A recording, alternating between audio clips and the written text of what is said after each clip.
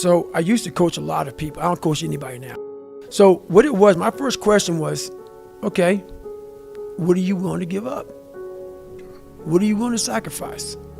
What are you willing to forgo? Because a lot of people, like this guy came in one time, I was a trainer. And he goes, man, I can stop doing anything but my frappuccinos. I go, fucking leave. Because I'm looking for that person like me.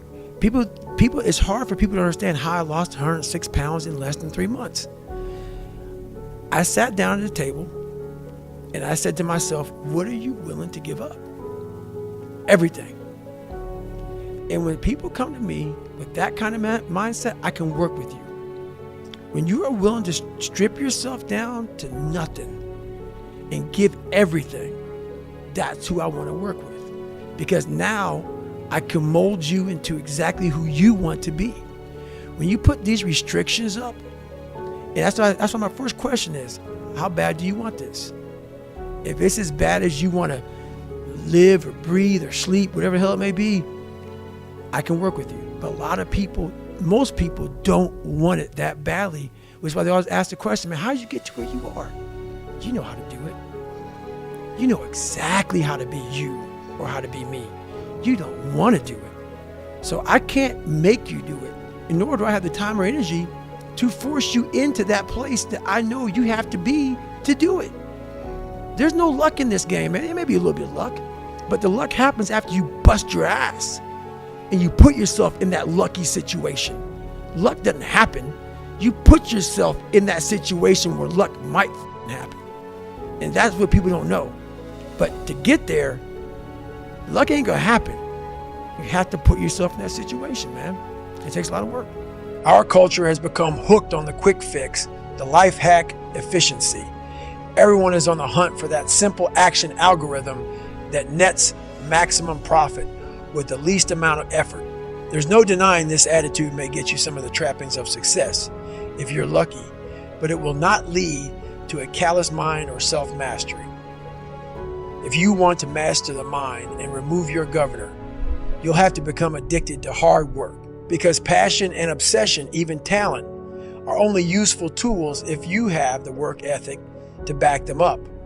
My work ethic is the single most important factor in all of my accomplishments. Everything else is secondary. And when it comes to hard work, whether in the gym or on the job, the 40 rule applies. To me, a 40-hour work week is a 40% effort. It may be satisfactory, but that's another word for mediocrity. Don't settle for a 40-hour work week. There are 168 hours in a week. That means you have the hours to put in that extra time at work without skimping on your exercise.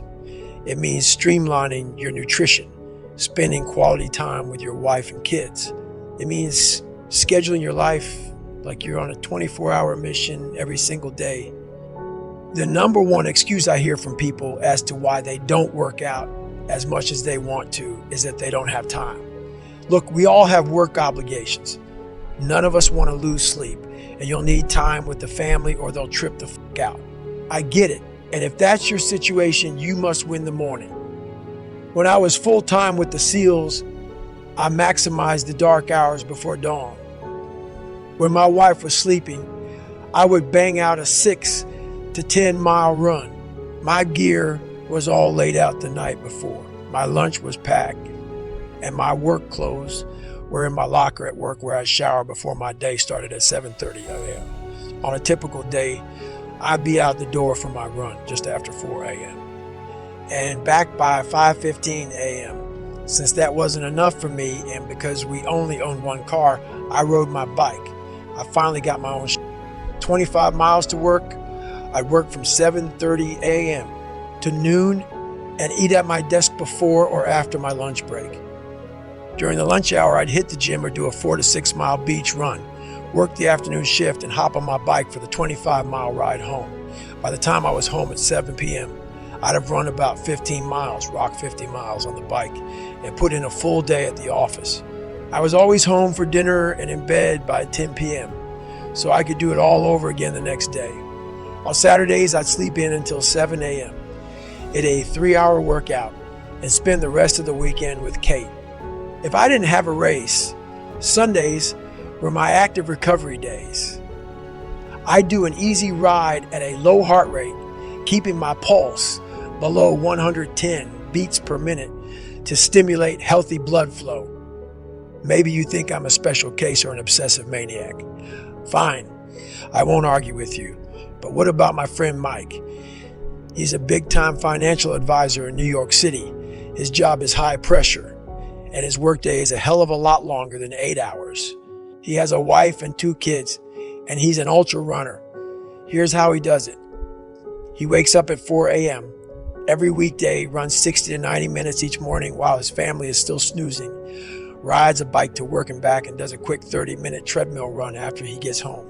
He goes out for longer runs on weekends, but he minimizes its impact on his family obligations. He's high-powered, wealthy as and could easily maintain his status quo with less effort and enjoy the sweet fruits of his labors. But he finds a way to stay hard because his labors are his sweetest fruits. And he makes time to get it all in by minimizing the amount of bullshit clogging his schedule. His priorities are clear, and he remains dedicated to his priorities. I'm not talking about general priorities here either. Each hour of his week is dedicated to a particular task, and when that hour shows up in real time, he focuses 100% on that task. That's how I do it too, because that is the only way to minimize wasted hours. Evaluate your life in its totality. We all waste so much time doing meaningless bullshit. We burn hours on social media and watching television, which by the end of the year would add up to entire days and weeks if you tabulated time like you do your taxes. You should, because if you knew the truth, you'd deactivate your Facebook account stat and cut your cable. When you find yourself having frivolous conversations or becoming ensnared in activities that don't better you in any way, move the Never pick the easy road. Never. And it always goes back to kind of the hero mentality. Never pick the easy road, ever in your life. That is the one road that is doomed. It is doomed. If you want something like 6-minute abs, all these different things, if you want it so fast, you may achieve what you wanted, but you want the permanent fix. The permanent fix comes from the hard road. The hard road gives you permanent results. The easy road gives you the quick fix. You will go back to where you started on the easy route. That hard route is so permanent that it ends up callousing you everywhere. Everywhere. You keep a six-pack forever. You keep it. You keep it. Because you know the work that goes into it. Yeah. I know how it feels to be approaching an energetic dead end. I've been there too many times to count. I understand the temptation to sell short, but I also know that impulse is driven by your mind's desire for comfort, and it's not telling you the truth. It's your identity trying to find sanctuary, not help you grow. It's looking for status quo, not reaching for greatness or seeking wholeness.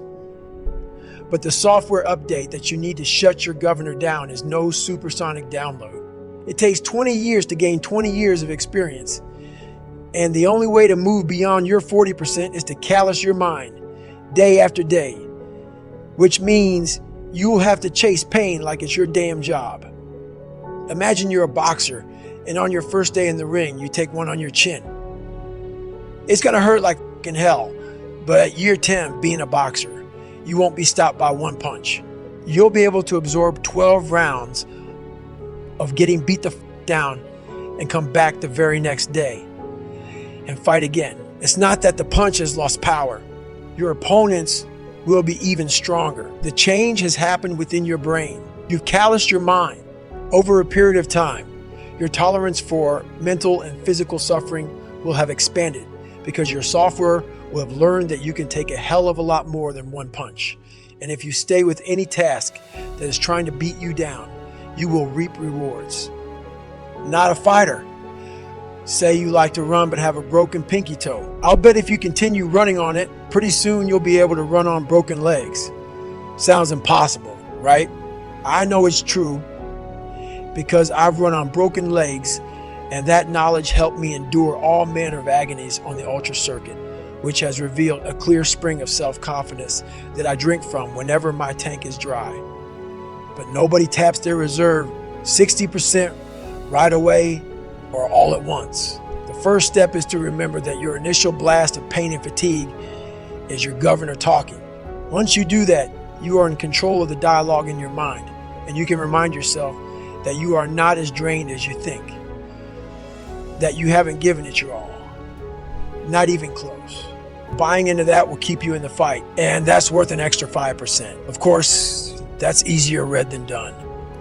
It wasn't easy to begin the fourth lap of the Hurt 100 because I knew how much it would hurt. And when you are feeling dead and buried, dehydrated, wrung out, and torn the fuck up at 40%, finding that extra 60% feels impossible.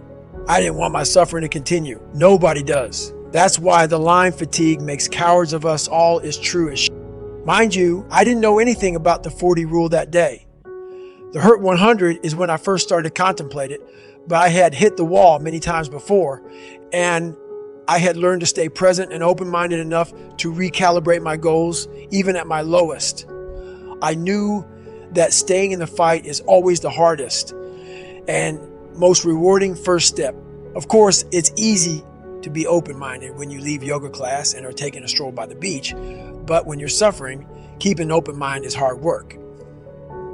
The same is true if you're facing a daunting challenge on the job or at school. Maybe you're tackling 100 question test and know that you've bricked the first 50.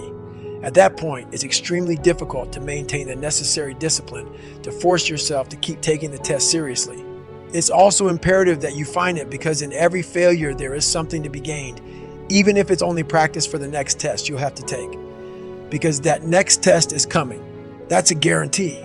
It's not about suffering and how people may look at suffering, like you have to just go to a place that just every day of your life is suffering. You have to tap into suffering every day of your life, because we have so much scarring that we have to clean up. You have to look at suffering as almost like I look at failure. To succeed, you must fail. In failure and in suffering, all the answers are in there. All the answers to all the test questions. The test is your life. All the answers are in there. You don't have to live in suffering and pain and failure all the time. You have to learn, I need to visit it. Like people hate working out. You're only going to visit working out maybe an hour a day. 23 other hours of the day, you're not in it. But how you become in shape is you must visit suffering, visit working out 1 hour a day. Visit suffering 1 hour a day. Visit your past failures 1 hour a day.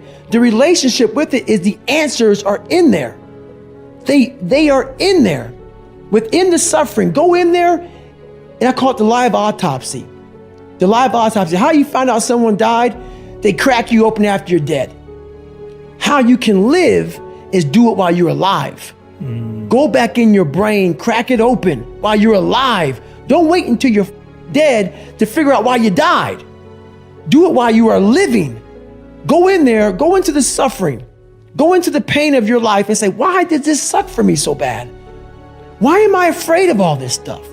Why have I shut down the whole world? I guarantee I'll tell you why you shut down the whole world. It's in these nooks of the suffering within your brain, in the scarring, are all the answers to why you are on the couch feeling sorry for yourself. They lie within the scars. Visit them for at least an hour a day, study them, and then you'll find out more about yourself. You will then grow. So don't look at it as every day I suffer. Go into it an hour a day. Learn from yourself, learn from life, learn from your failures, learn from your insecurities, learn from your self-doubt. Don't just say, I'm afraid to jump off an airplane. What makes you afraid of it?